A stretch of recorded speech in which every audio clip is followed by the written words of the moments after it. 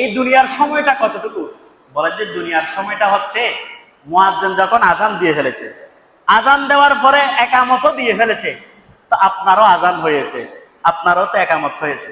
আচ্ছা, আমাদের আজান এবং একামত কি হয় নাই? হয়েছে, হয়েছে। যেই দিন দুনিয়াতে আপনি আসছেন আপনার আজান হয়েছে, আপনার একামতও হয়ে গেছে।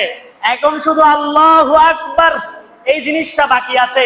তো উলামায়ে কেরামগণ তাহকিক করে, রিসার্চ করে তারা বলে যে কিয়ামতের সময় অনুযায়ী এই দুনিয়ার সময়টা হচ্ছে মুয়াজ্জিন আজান দিয়ে ফেলছে, একামতও দিয়ে ফেলছে, ইমাম সাহেব তাকবীর উলা আল্লাহু আকবার বলার বাকি মাঝখানে 3 সেকেন্ড, 2 সেকেন্ড, 5 সেকেন্ড সময় থাকে না।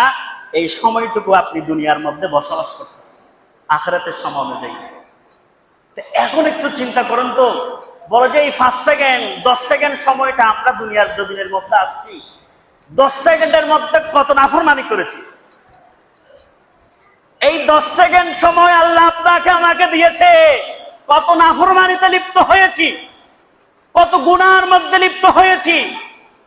এরপর আল্লাহ বলছে, বান্দা আমি তোমার উপর কোনো রাগ আমার নাই, মৃত্যুর আগ পর্যন্ত আমি তোমাকে সময় দিয়েছি, তুমি আসো আমার দরবারে, আসো আমার রাস্তা দিয়ে আমার দরবারে প্রবেশ করো।